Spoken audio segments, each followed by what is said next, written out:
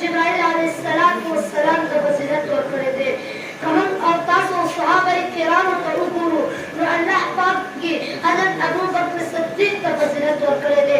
کوم او تاسو انبیاء کرامو ته وګورو او د هغې امتونو ته وګورو نو الله تعالی پکې زموږ او ستاسو نبي حضرت محمد صلی الله علیه وسلم امت ته فضیلت ورکړی دی.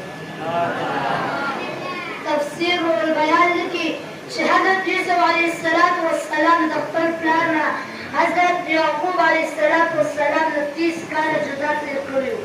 د حضرت یعقوب علیه السلام د سترګو نه زر ورپسې لاړې د سترګو نه د اوښکو په ځای به وینې تللې. 30 کاله بعد چې کله میلاویږي عجیبه حالات وو. یو ځل میلاو شي د خوشحالۍ نه بېهوشه راپرېوتل، 4 ځل میلاو شي خوشحالۍ نه بېهوشه راپرېوتل. فرشتو ټولې اول اسمان ته لاړې او د محبت تماشه کې رب قدیر ته فرمایي ای ربه داسې محبت خو موږ نه و لیدلی. رب قدیر ورته فرمایي ای فرشتو ګواه اوسئ په اخر وخت کې به زما یو پیغمبر راځي چې نوم یې دی حضرت محمد صلی الله علیه وسلم. د هغې نبي امت سره امتي سره به